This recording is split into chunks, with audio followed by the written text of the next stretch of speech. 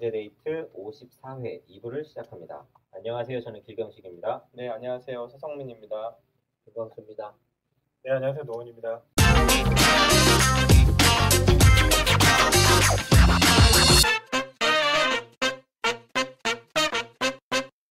네, 2부는 어떤 이야기 할까요?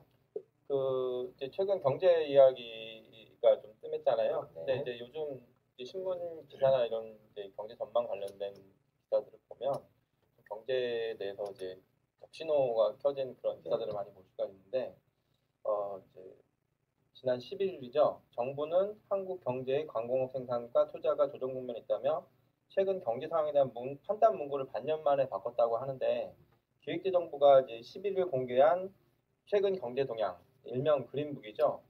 이 경제 동향 5월호에서 최근 우리 경제는 1월, 2월 높은 기저 등으로 이제 광공업 생산 투자가 조정을 받는 가운데 소비는 증가세를 지속했다라고 얘기를 하고 있는데, 이런 이제 판단들이 최근에 이제 지난 6개월 전에 그런 내용하고는 전혀 다른, 기존과 다른 그런 분석을 내놓은 것으로 이제 기사를 소개하고 있습니다. 작년 12월부터 지난달까지는 한국 경제 최근 상황이 회복이 이제 계속 흐름이 이어지고 있다라고 했는데, 지금 이제 조정 국면이라고 이제 판단이 바뀐 거죠. 오늘 사실 경제 시평도 1분기 GDP 경제 성장률 관련한 분석 내놓으셨잖아요. 근데 기존하고는 조금 달랐던 것 같아요. 예전에는 우리나라가 수출이 경제 성장을 주도했다라고 그렇게 이야기를 해왔던 것 같은데, 오늘 시평에서는 오히려 수출이 경제 성장에 도움이 되지 않는 것으로 나왔더라고요. 지금 네. 경제 상황 관련된 의견적인 이야기들이 없으니까. 사실 지금 지난주가 문재인 정부 출범 1주년이었어요.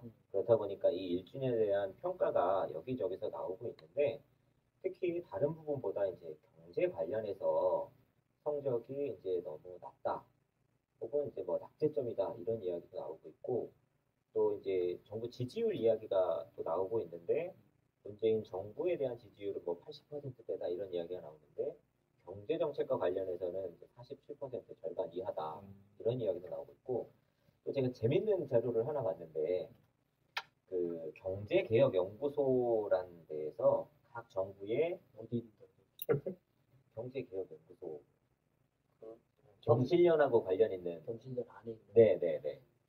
그래서 여기서 이제 매년 그 경제 민주화 정책에 대한 수행 평가라는 발표를 하는데, 이게 박근혜 정부 때도 했었더라고요. 그래서 박근혜 정부 때 성적하고 문재인 정부 성적을 이제 올려놨는데, 보니까 박근혜 정부 때보다 문재인 정부 성적이 더 안 좋게 나왔더라고요.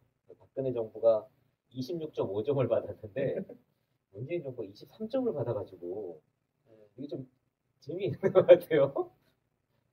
물론 이 뭐 평가 자체가 되게 신뢰도가 높고 의미 있다, 뭐 그거는 저는 잘 평가 모르겠어요. 내용들이 뭐 항목들이 있습니까? 항목들은 보면 뭐 경제적 강자의 갑질 방지와 처벌 강화, 뭐 경제력 집중 억제나 지배구조 개혁, 또 총수 일거의 뭐 전행 방지, 금산분리 강화, 이게 쭉 나와 있는데, 이 말이 안 되는 것 같은데? 항목이 좀 마음에 안 드는데요. 아니, 네?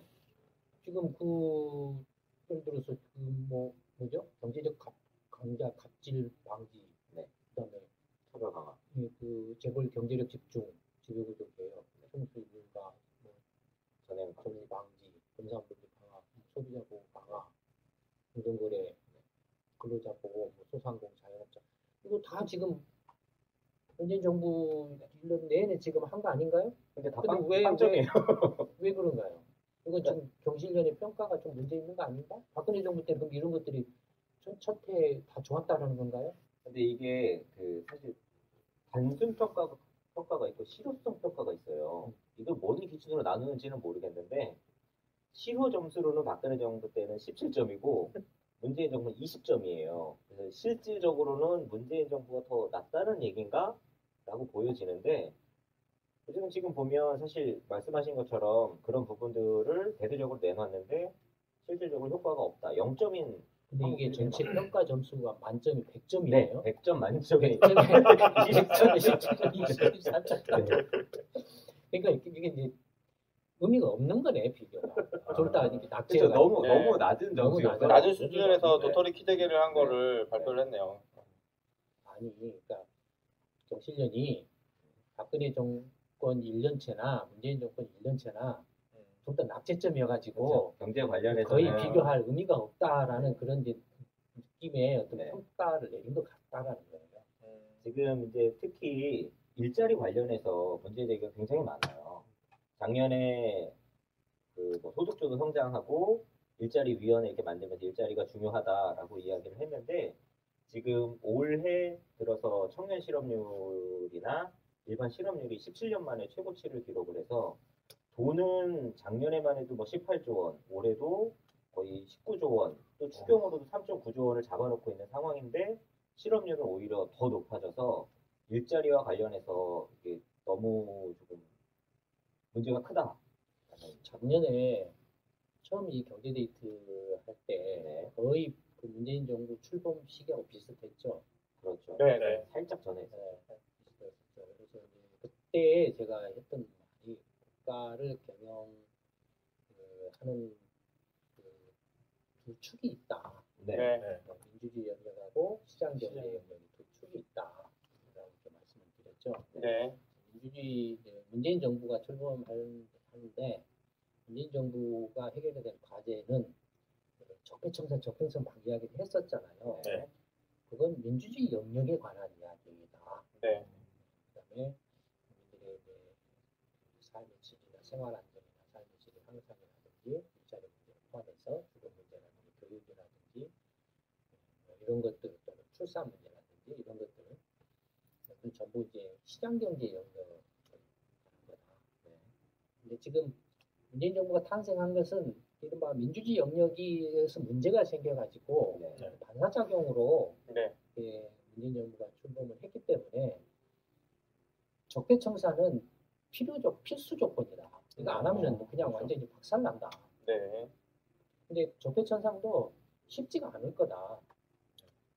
근데 적폐청산, 민주주의 영역에서 적폐청산은 어떤 식으로든 한다고 치더라도 문제는 시장 경제 영역에서는 힘들 거다라고 제가 말했던 기억이 있어요. 그렇죠. 그럼요. 네, 계속 힘들 거라고. 네. 그러니까 문재인 정부가 이렇게 내세운 그 경제정책 공약이나 이런 그 내각 인선이나 경제팀이나 이렇게 또 발언하는 걸 보면 이건 거의 박근혜 정부나 이명박 정부 때나 거의 다르지 않을 거다. 네. 라고 이렇게 차이가 없을 거다라고 이렇게 말씀을 드렸던 것이 기억이 나요.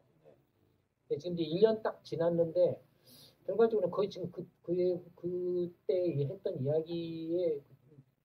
이야기대로 어떤 평가가 지금 일어나고 있죠. 그렇죠. 네. 사실 소장님이 당시 이제 처음에 당선이 되고 나서 이제 여러 가지 뭐 정책들 발표하고 100대 그거 다 나오고 했을 때 이게 구호만 있고 네. 구체적인 비전이나 전략이 없다, 실제 내용이 없다 얘기했었는데 그거에 대한 비판 또 인기 영합주의에 대한 그런 이야기도 나오고 있더라고요. 그러니까 그 정권이 5년인데 네. 5년짜리 정권에 예를 들어서 만약에 정권이 바뀌면은 5년만 하고 물러나는 거잖아요. 네. 그러면 그 다음 정권 때는 모든 게 다시 다 이렇게 시계추가 왼쪽으로 갔던 것이 다시 오른쪽으로 쫙 가잖아요. 네. 오른쪽으로 갔다가 왼쪽으로 다 가고 전부 뒤집어지잖아요. 네. 몇십 년 동안 이런 군사 독재 정권 시절 때는 독재 정권이 장기 집권을 했기 때문에 하다못해 엉터리로라도 안정적. 그런 걸 사람들이 안정적이라고 느꼈다라는 거예요. 네. 그런 걸. 정치 안정. 네, 정치 한정이라고 느끼고 또 그걸 정치 한정이라고 그걸 악용을 해왔다라는 네, 세뇌를 네, 해왔다라는 네. 거죠. 근데 문제는 뭐냐면은 5년짜리 정권이 무슨 비전을 갖고 무슨 전략을 가지고 너무 짧다는 말씀이신 거죠? 짧다라는 것도 있지만 네. 지속감, 그러니까- 연속성이 떨어진다는 말씀. 그러니까 이렇게 예컨대 네. 그때 그런 이야기를 한 게 있어요. 섀도우 캐비넷을 네. 그림자 내가. 네. 네. 네.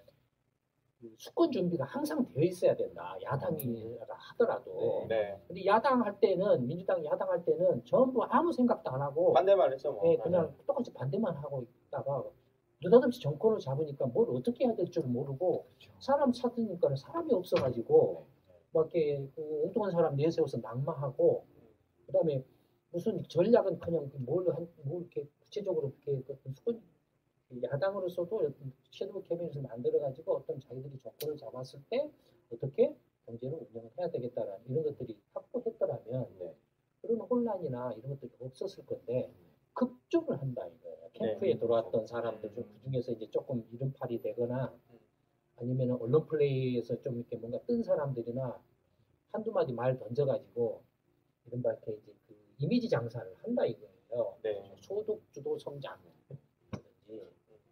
또 뭐가 있습니까? 경제 민주화 뭐 그런 저런 것들 있잖아요. 네. 최저임금 뭐 인상이라든지 만원 인상이라든지 무슨 뭐 이렇게 대학도 높은 뭐 바닥 한다든지 뭐 재벌 뭐 이렇게 한다든지 막 이렇게 했잖아요. 네. 그러니까 급조를 하다 보니 실제로 현실은 몰라요. 또 실제 그 정부 내에서의 행정적인 어떤 그 법규나 절차나 또 현장을 몰라요. 그러다 보니까 와서 이제 근데 장관으로 오든 무슨 공정거래 위원장으로든 뭐로 오든 와서 딱 하려고 보면은 밑에 이제 실무자들한테 다 이제 씹혀요. 장악하지 아니 못하는 거죠. 겉으로는 장관님 하고 위원장 이렇게 떠받쳐 주는데 밑에 실무적인 구체적인 세부적인 문제로 들어오면은 어떻게 할 수가 없어요. 모르니까 어떻게 할 수가 없어요. 그러니까 봐보세요. 공정거래 위원장 할 때는 어땠습니까? 마치 그 사람 하면은 모든 게 금방이라도 그냥 막 다 재벌 막 개혁하고 뭐 다 때려잡고 그처럼. 때려잡고 그다음에 무슨 중소기업 뭐 장관, 중소기업 장관, 중소벤처 뭔가 기업 이상한 사람 홍종학? 뭔가 있잖아요. 예. 그런 것도 하면은 마치 이제 막 벤처기업이 쏟아지고 일자리가 막 쏟아지고 그다음에 무슨 일자리 위원회?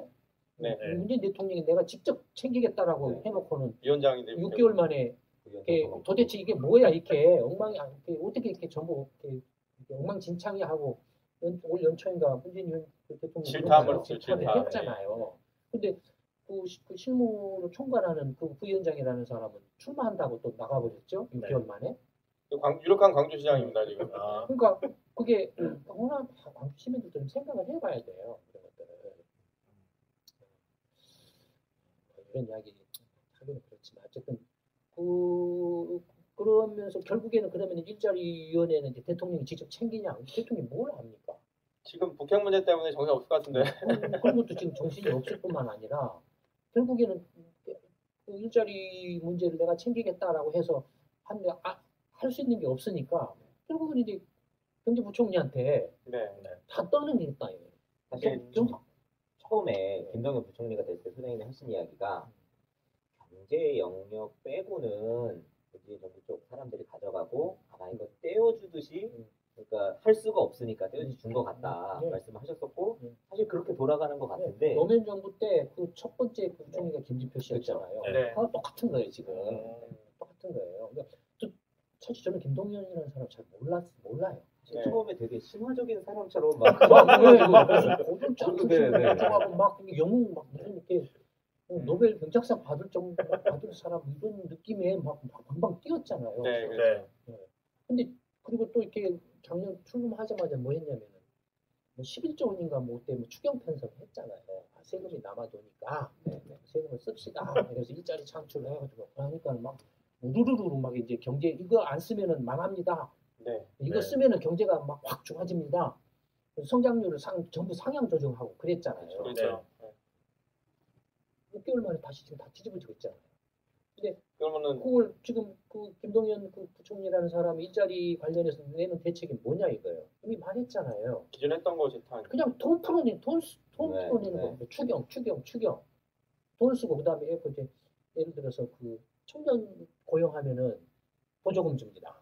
그다음에 뭐 누구 뭐좀 뭡니까 저소득층 뭐 이런 사람 하면은 보조금 줍니다. 근데 그게 다 꽝이 사기예요. 사기예요. 실제로 그 보조금을 받을 수 있는 그 어떤 그 대상자나 그 이제 미취업, 그러니까 실업자들이죠. 네. 실업인들이죠.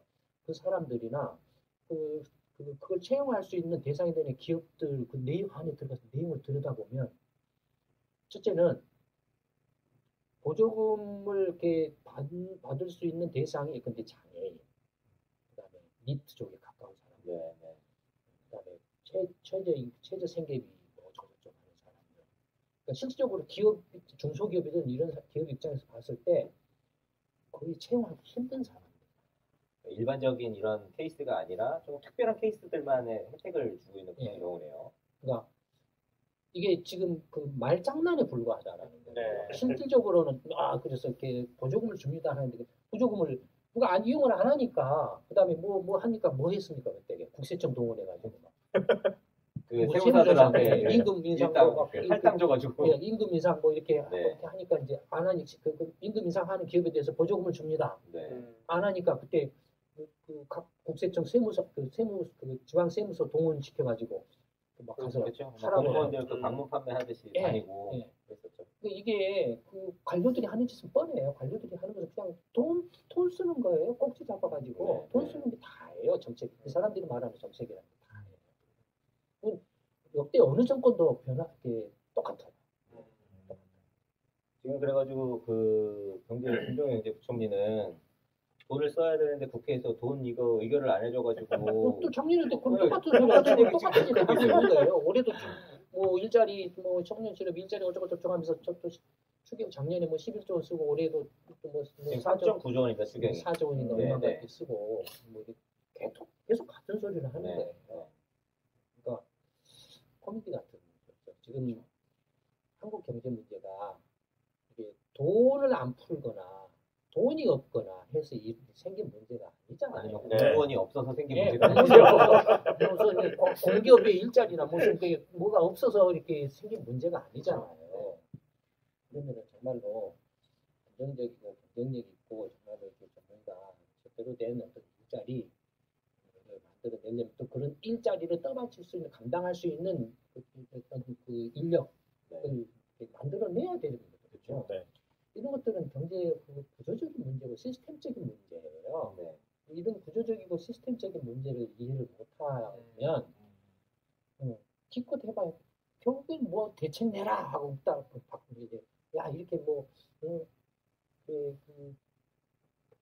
경제가 이렇게 막 처음에는 막 어마무시하게 뭐 이렇게 일자리든 뭐 고용이든 그러니까 일자리든 뭐 저기 뭐 하다못해 부동산 주택 집값이든 네. 뭐 교육비든 뭐든 다 마치 그냥 그다음에 뭐 갑질이나 의지들이 하는 것 이런 것들 마치 그냥 금방 때려잡을 듯이 이야기를 했다가 난리 법석을 쳤다가 1년 딱 지나 지금 상황에 와서는 지금 거의 그냥 뭐라 할까요? 거의 꼬리를 좀 이렇게 내렸다라 그럴까? 뭐라고 해야 되나요?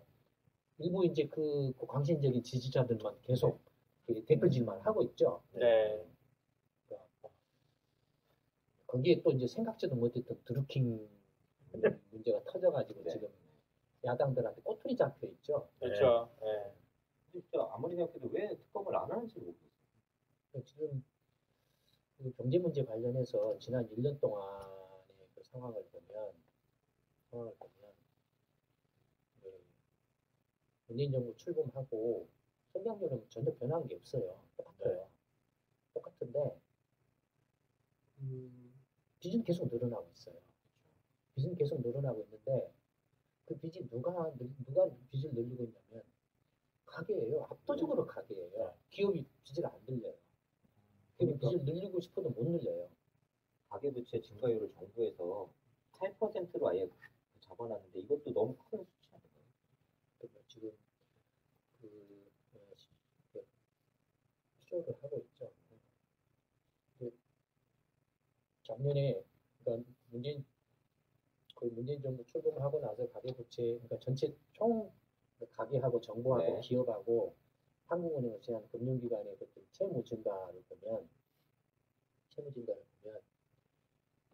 전체 예를 들어서 지금 작년 이제 연말까지 12월 달까지인데 1분기는 아직 안 나왔으니까 연말까지로 보면 예를 들어 총 전체 한 120, 30조 늘어났는데 그 중에 가계 부채가 100조 정도 늘어났어요. 가계 빚만 늘어나는 거예요. 그 가계 빚이 늘어나서 성장률을 지금 2%대로 유지를 하고 있는 거예요. 네. 가계 부채가 100조 늘어나서 어떻게 성장률을 떠받쳤나요? 부동산 예, 투자를 들어가거나. 부동산이에요. 네. 그렇죠. 그래요. 네. 근데 요게 이제 지금 그 목에 다다르고 있다라고 예전에 그 경제 시평에서도 네. 한 적이 있죠. 앞으로 이제 그러니까 이건 문재인 정부의 부동산 투기 대책에는 이런 거다. 물론 투기 대책의 영향이 다소 있긴 있지만 이미 그 투기 대책하고는 관계없이 이미 이제 수급 관계가 무너지기 때문에 네. 문제가 생길 수밖에 없다라고 했는데 지방은 이미 그런 상황이 벌어지고 있죠. 네. 네. 지방의 아파트 가격은 문재인 정부 출범하기 전 2015년부터 이미 떨어지기 시작했죠. 그러니까 대구를 중심으로 해서 충청권하고 경남권 중심으로 해서 2015년부터 이미 가격이 떨어지기 시작했고 마지막까지 버티던 부산도 이제 해운대를 중심으로 해서 가격이 이제 떨어지기 시작하고 있죠. 시차를 두고 약간씩 있지만 그다음에 이제 서울 수도권도 이제 수도권 외곽 지역에 벌써 이제 공급 과잉 압력을 받는데 네. 이런 데에서 이제 가격이 이제 꺾이기 시작하고 있죠. 네. 박스터타이라든지 평택이라든지 이런 데서 꺾이고 있죠. 외곽 지역부터 이제 이미 영향을 받기 시작하고 있죠. 이게 그 어쨌든 그 유일하게 지금 성장을 떠받치고 있는 이제 건설 부동산 가게 그 부동산 투기라 할까요? 이게 영원할 수는 없거든요. 그렇죠. 네. 더군다나 지금 빚으로 다 하고 있어서. 예, 그러니까 이게 이제 한번 이제 이제 꺾이기 시작하면은 상황이 걷잡을 수 없을지도 몰라요. 꺾이기 시작하면. 근데 남북 문제가 이렇게 되고 저저저저 해서 이게 또 뭔가 호재로 작용해서 좋아지지 않을까라고 이야기할지 모르지만 그리고 제가 명색이 경제 전문가라고 30년 이쪽에서 밥을 먹고 온 사람 아닙니까? 네. 웃기는 소리 하지 마세요. 웃기는 소리 하지 마세요. 이미 그 북한을 상대로 해서 이렇게 남한이 경제적으로 어떤 득을 볼 수 있는 여진이 그렇게 많지가 않아요. 네. 그다음에 북한에서 어떤 물건을 싸게 만들어 가지고 미국이 그걸 받아준다. 특별히 이제 북한하고 수교를 했으니까 경제적으로 뭐 마샬 플랜이나 뭐다 해가지고 도와주겠다라고 한다 한들 그게 남한한테 얼마나 큰 득이 되겠냐요. 북한한테는 득이 될 수 있어요. 실제로 이제 그 해보면 알아요. 이제 뭐 지금 이렇게 해봐야 또 네. 또막 거품 물고 못하고 막 여기 지하 자원이 어마어마하고 뭐 석유가 있다는 점. 석유 바닥에 떠 있다는 말도 안 되는 황당한 소리를 막 하고 네. 남북한이 통일을 하면은 무슨 세계 2위가 된다고 뭐. 뭐. 세계 2위가 된다고 그러더라고요. 뭐. 남북한 합쳐도 인구가 7,500만이에요. 네. 일본이 아무리 인구 줄어도 아직 1억 2천이에요. 네.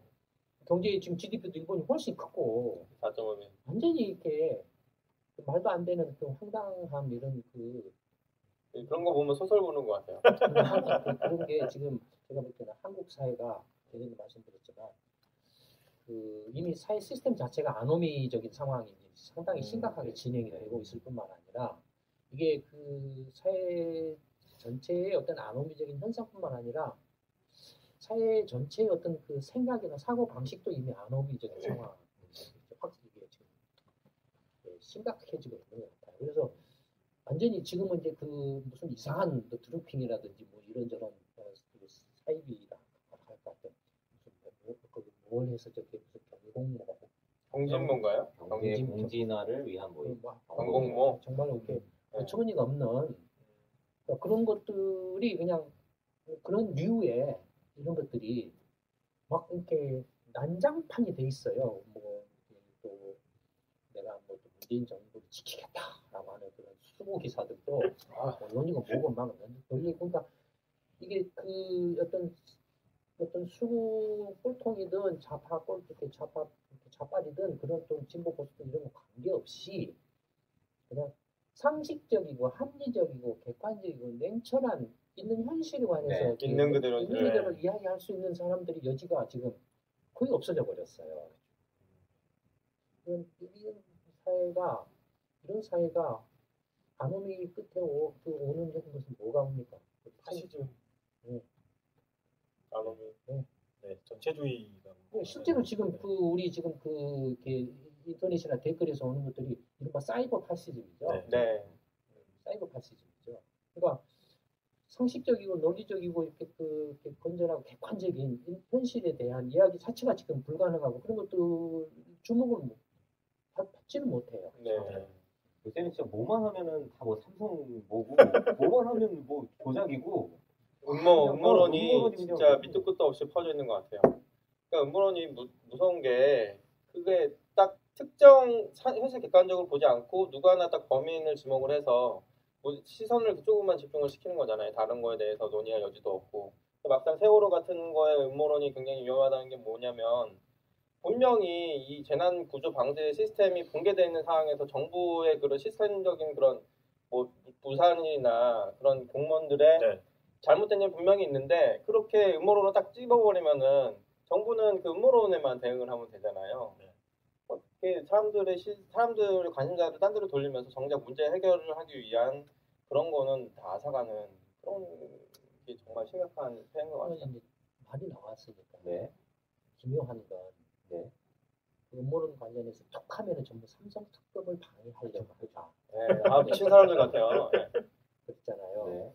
근데 그러면 그렇게 그 문재인 정부 지지자들이나 민주당 지지자들이 그렇게 삼성 특검을 열렬히 원하고 바라면 문재인 정부나 문재인 대통령이든 문재인 정부든 민주당이든 삼성 특검을 강력하게 밀어붙여야 되잖아요. 그 사람들은 손 놓고 있죠. 이미 제가 볼 때는 타협을 한 걸로 보여요. 이재용이 그렇게 나가면서 네. 그때 이미 그 타협을 한 걸로 보여요. 그렇죠.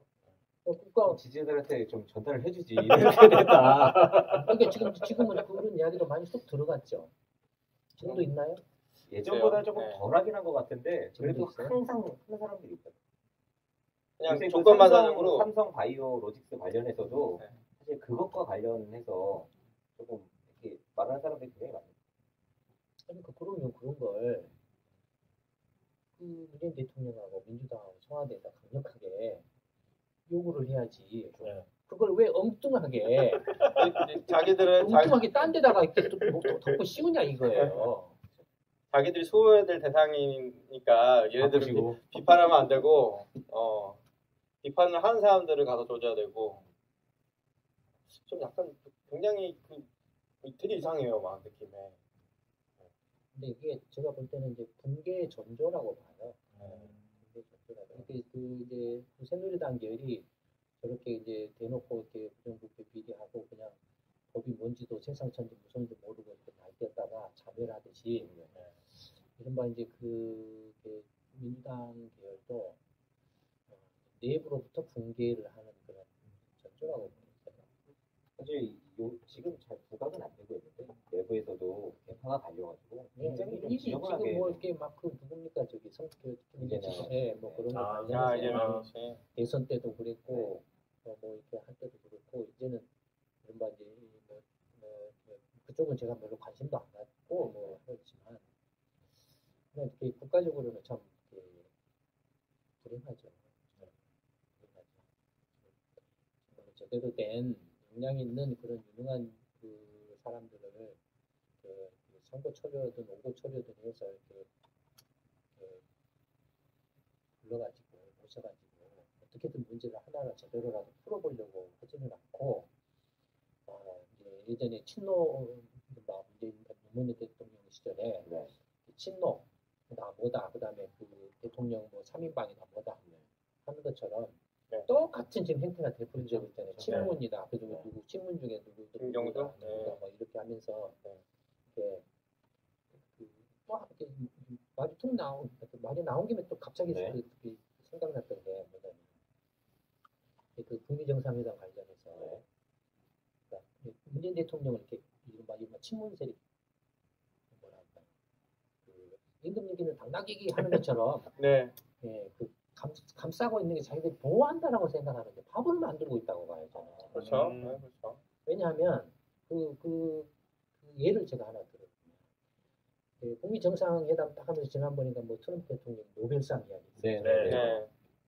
노벨상 이야기 나오니까 이렇게 트럼프 대통령 기분이 그냥 아, 밖에서 네, 쳐가지고 그런데 이제 그거 관련해서 문재인 대통령이 트럼프 대통령하고 뭐 전화 통화인지 뭐 이야기를 하면서 좀 한국 언론에도 이렇게 제가 봤던 것 같은데 네, 네, 네. 뭐라고 말을 했냐면 노벨상은 트럼프 대통령이 가지세요. 나는 평화만 얻으면 됩니다. 네, 네. 네. 라고 말을 했다. 그러면 네. 이제 그 지지하는 사람들이 오 역시 우리 문재인 대통령이야. 우리 실리를 챙겨 막 이렇게 네. 했잖아요. 네. 아무리 트럼프 대통령이 네. 뭔가 조금 이상하기로서니 아무리 자뻑이기로서니 거기로서니 네. 그 입장을 바꿔서 그 이야기를 내가 들었다고 생각을 해봐요. 이거 노벨상 주는 사람이야? 아니. 입장을 바꿔놓고 내가 그 이야기를 들었다라고 생각을 해봐요. 어떤 생각이 듭니까? 내가 노벨상에 환장한 놈이야? 나는 평화를 원하지 않아? 문재인 대통령이 그거 스스로 생각해서 했나요? 그 밑에 무슨 행정관인가 뭔가가 이렇게 해가지고 네. 이렇게 하라고 했겠죠. 언론 플레이 이렇게 하라고 하게 돼. 했겠죠. 네. 트럼프 대통령 타입이 어떤 타입인지 제가 볼 때는 그 사람은 안 잊어먹어요. 쌓아놔요 지금. 네. 제가 볼 때는 이게 겉으로는 웃으면서 문재인 대통령이 관대한 분이시다라고 이렇게 이야기를 했지만 제가 볼 때는 속으로 하나 지금 찍혔다고 봐요. 한 줄 지금 안줄 적어놨어. 노트에 적어놨어. 그러니까 마치 대하는 게 자기 지지자들 대하는 것처럼 이렇게 연예인처럼 이렇게 뭔가 연예인이 중심적인 팬인 대하는 이렇게. 근데 지금은 완전히 글로벌의 시대여가지고 네. 국내용으로 말을 해도 이미 곧바로 미국이 그쵸. 다 터지는 거예요. 터지는 거 다 알고. 또 백악관 이런 데서는 전부 다 수준 근데 할거 아니에요. 그런 걸 대놓고 또 이렇게 이야기를 했으니 네. 예를 들어서 문재인 대통령이 트럼프 대통령한테 그런 말 했다라 그래서 트럼프 그 자리에서 얼굴 팍 붉히고 뭔 소리야? 당신 왜 무리하게 그런 말을 하겠어요? 그러지 못하겠죠. 이 사람 사업한 사람이에요. 그렇죠. 절대로 그런 표현 안 해요. 안 하고 속에다 딱 써놓고 어느 순간에 한 방에 날려버려요. 너는 해고야. 이 사람 스타일이 그랬잖아요. 네, 그렇죠, 정치까지. 그렇죠. 그러니까 문재인 대통령을 감싸는 게 결과적으로는 임금 얘기는 당나귀기라는 걸 만들어버리는 공을 더 만다고 본 거예요. 저는. 네. 오히려 그 아픈 이야기나 어떤 이게 조금 이렇게 경제 문제에 대해서는 분명히 우리가 이야기를 안 해도 이미 지금 굉장히 많이 나오고 네. 있잖아요. 네. 네. 우리는 우리가 이미 1년 전에 했던 이야기 지금 나오고 있죠. 이미 그 예견을 한 상황들이 네. 그대로 벌어지고 있잖아요. 네. 그러면 예를 들어서 그때 뭐 금융거래위원장이든 중소기업 뭐 벤처 장관이든 이 사람들은 뭐냐 이거예요. 그때 또 경제부총리나 이런 사람들은 그때는 정말로 마치 그냥 모든 문제를 금방 해결할 것처럼 막 대본 때려 다느라고 늦었다 뭐 보통 이런 장관처럼 얘기하고. 네. 뭐 부동산 투기도 금방 때려잡아서 주택 문제, 그 집값 문제를 다 해결할 것처럼 네. 일자리 문제도 그냥 확 당장에 다 해결할 것처럼 네, 진짜. 지금 1년 됐어요. 야, 1년 가지고 뭐 하냐? 노무현 정부 때도 그랬어요. 네, 노무현 때 좀 심했죠. 노무현 정부 때도 그랬어요. 2년 지나면 그때는 또 뭘 하고 말할까요? 이제 시작하고 있다. 한야당 때문, 새누리당 때문, 아니야, 자유한국당 때문이니까. 근데 이름이 바뀌어 있을 수도 계속 있어요. 이렇게 그때 가면은요. 네. 이제 중반을 향해서 가기 때문에 네. 챙겨 먹으려고 해요. 네. 견제를 안 받고 있으면 챙겨 먹으려고 하겠네요.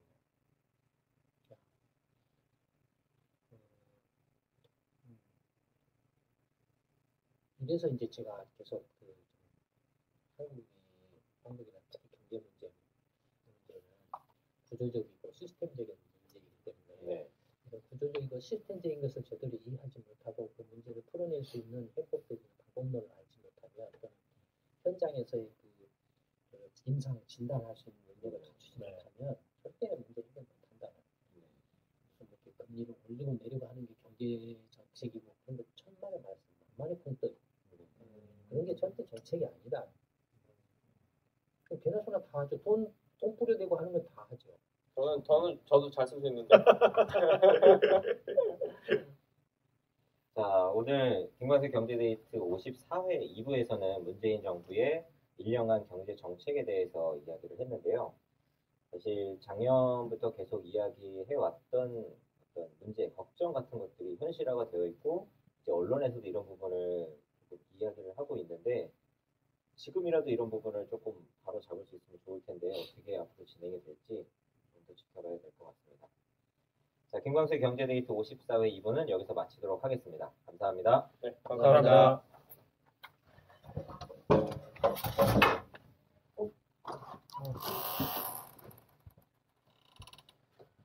오랜만에 너무 많이 먹었다.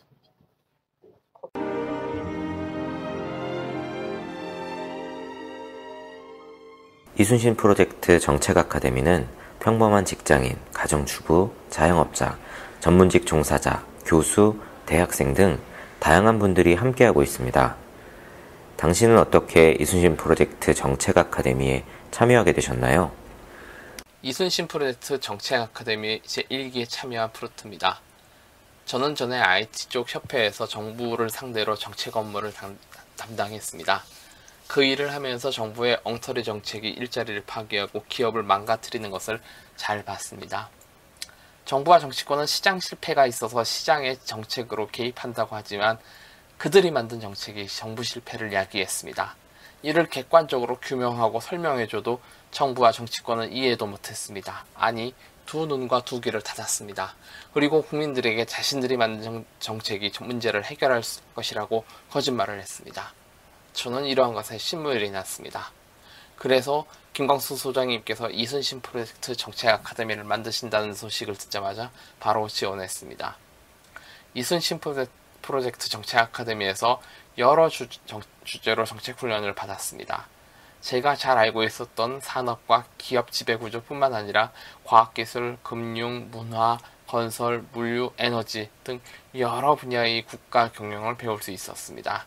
이러한 정책 훈련을 받으면서 평범한 시민들도 지금의 국회의원들이 하는 일 정도는 충분히 할 수 있을 거라는 생각이 들었습니다. 정책 아카데미에서 배우면서 국가를 경영하는 데 다양한 분야의 조화가 필요하다는 것을 느꼈습니다.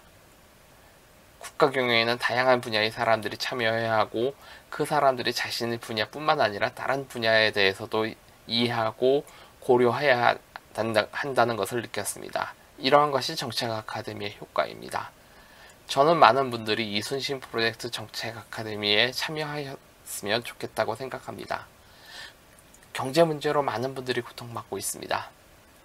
가족들이 동반자살하고 굶주려 죽고 고독사합니다. 이제 이런 사건들이 언론에 알려줘도 사람들은 무관심해질 정도입니다. 근데 이러한 일이 이면에는 20세기 낡은 정책 패러다임이 있습니다. 20세기 낡은 정책 패러다임에서 나온 정책들이 경제 문제를 악화시키고 있는 것입니다.